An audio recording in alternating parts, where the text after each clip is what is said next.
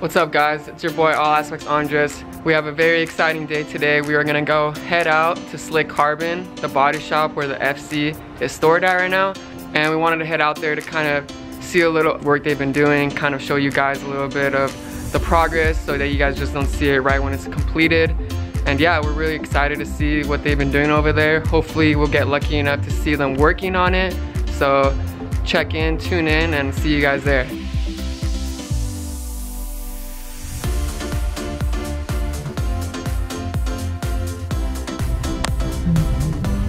Alright, we made it over here at Slick Carbon. Oh yeah, you know you're in the right spot. You got a lot of shit missing on a bunch of different cars. Alright guys, we're here at Slick Carbon. We're gonna go in there to see what kind of progress they've done with the RX7. We're a little unsure on what they've been working on for the past 4 months, so we're really excited to see the progress and how everything's going. Alright, let's peep it. Alright. It's Good. Seems like they've been working on the body to make sure it's all straight and even. Seems like it's primered. So here's my roll cage. I actually personally haven't seen this. We ordered it and never really got the chance to actually check it out, but it's an auto power half roll cage for the RX7 FC. It's all bolts on and stuff, so it should be pretty easy to get in there. We're gonna paint it too, so it looks nice and have a lot of contrast in the car. But yeah, I mean, it seems like they've been doing a good job of making sure the stock body is straight and all evened out. And it seems like the next step is actually getting the kit on there and locking it up. But if you look on the inside right here, they're gonna have to take out all the sound deadening out and then respray it all. So that was kind of a little setback that they had. Making progress. So you guys are probably wondering what lift kit I got on my RX7 FC. It's actually the no engine lift kit, and the reason why it looks so high is because there's no motor and no transmission in there. So once the motor gets in there, it's gonna all level out. It's still on the stock suspension, but once we get some coilovers on there, it's gonna really look nice and fit all together with the kit. I was hoping that was gonna be the new look. You're gonna keep it that height. No? Unfortunately not. Alright. Slam it. Alright. But will it be slammed enough? Slammed enough. We'll see. Stay tuned. Only one way to find out. Haven't really decided my suspension yet. I'm still up in the air if I want to go with coils or go full all out and get bags. We'll see. That's kind of going to be after we drop in the engine, do all the motor work.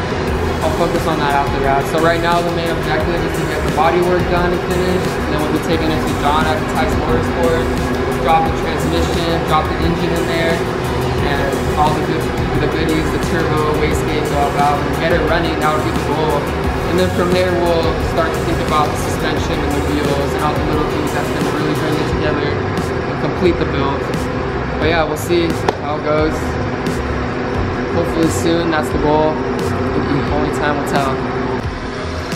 So the interior kind of looks a huge mess and kind of looks a little confusing, but what they're going to do next is they're going to take out all this sound deadening out and get it to bare metal, and then they're going to respray the whole interior of the car once it's all just bare metal and there's no sound deadening in there. And then from there they'll spray it, clear coat it, and the whole interior will be done, ready for us to throw the dash in, center console, some seats in, the roll cage especially.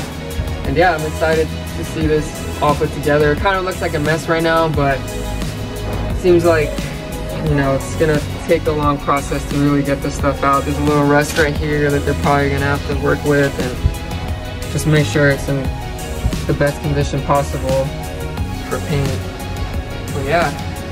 We'll have a lot to go. Definitely looks like a mess, but it seems like it will it'll come together. It'll definitely come together. Definitely. Yeah, it just seems like because we didn't take out the sound deadening when we brought them the car, so as you can see they just sprayed over it, but then they recommended that we take it out because it just wasn't looking that great and it was turning a little yellow at some spots. So I'm definitely happy that they brought that to our attention and you know, told us that that would be the smart way to go about it, because I definitely want everything to be done right. We don't want to, you know, half-ass anything. So it's definitely important that we get this all out, because you can just see how it just was all just kind of coming out.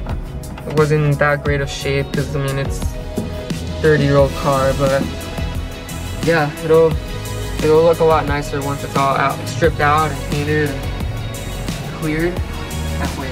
And the sound deadening doesn't need to get replaced, right? You know, if you're gonna put a full interior back together, it's definitely recommended that you throw the sound deadening on back.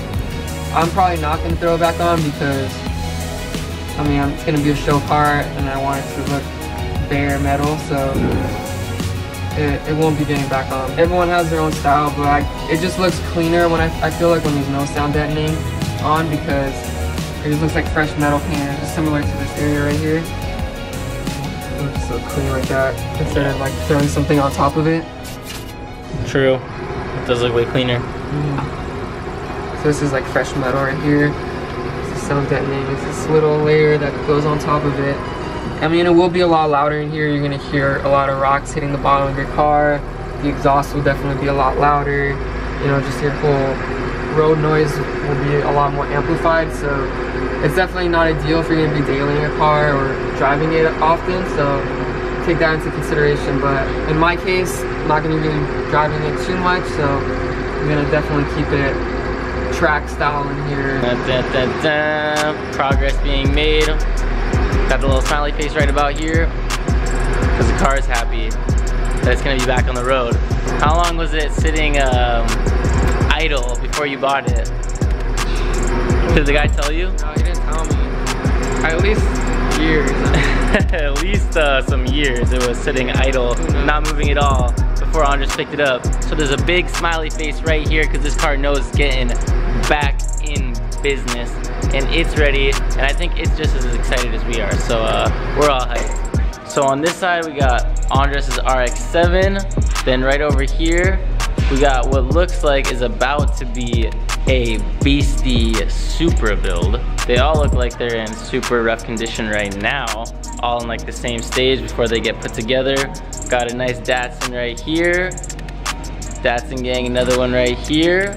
And it looks like we got a Datsun truck right here. So this is kind of a little Datsun corner over here. But honestly, this Supra right here looks like it has some real potential, and it's gonna come together really nice. Always been a fan of Supras. Not no engine in it. It's really got nothing really, except some some wide fenders, but so there's gonna be a nice spoiler right here. That's how it goes. It's a long process, and once you see all these cars as shows, it gives you an idea of how far they've come to get to where they are. A lot of work, a lot of time, a lot of effort, a lot of money goes into it. So when you see those really sick builds, you really gotta pay that respect. See the long way, the long route it's come to put them all together. It's really nice to see. All right, but where is that body kit is what I wanna know. We need to find that and get some pics. All right, do the headache stuff. What did I buy? So Martin couldn't be at the shop today, but he did say we could still come out here and check out the progress of the car. We did find a few of the pieces, so we want to test fit and see how it's going to look on the car. This is, I believe, the front driver fender. Damn. Oh yeah. So it's gonna be something like this. Nice. More aggressive. Oh yeah. Comes out a lot more.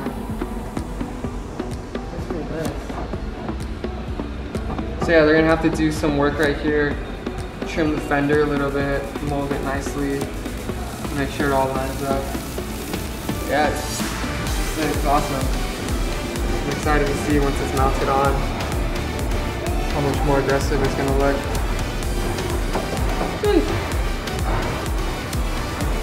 Front and rears. Nice. Looks like we got a nice GTR bumper peeking up here. Martin, the shop owner, has a sick GTR. He's not here right now, but he still said that we could come by, check out Andres' RX7, see the progress, get some pictures, film a little clips, show you guys how it's been going. Andres just got some painter's tape, gonna test fit his front driver fender real quick, see how it's fitting, see how it looks, get a couple pictures, and maybe we'll take out a couple other pieces. We'll see. Oh yeah. Oh man. Body top light.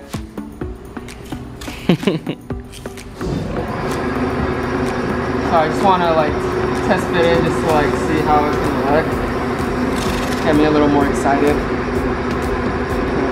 As you can see, it started making little holes for it right here. Sick. Nice. Woo. Should we just get another one? Yeah, let's get another part. Let's get it.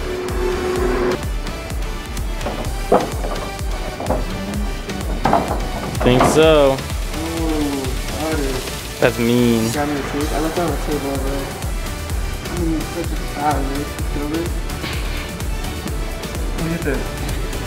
There's like a 6-inch gap between the stock one and the Rocket Bunny one. Holy shit. It's a lot bigger than the front difference, I feel like. The difference in the front. Yeah, definitely. There's maybe a few, like 3 or 4 extra inches right there on this side. It's way bigger. It's gonna look so mean. Damn. It's gonna be hard to figure out what specs we're gonna use though, but it's gonna be fun at the same time. It's gonna be a lot of trial and error. Look at that space. Okay, okay. Alright, what do you think now that you visualized a couple pieces are on, you can kind of see what it's gonna be? Yeah, it definitely looks way more aggressive. Looks sick. It just looks off right now because the stock wheels are on. Well, stock GTR wheels, but they're so sunk in and it's super raised that it's kind of hard to visualize it, and it's gonna be funny to see when we get the car back all painted and stuff with the stock wheels. It's gonna be funny. But yeah, check it out. You can see how it's definitely super sunk in. And then you leave me speechless. My world turned upside down.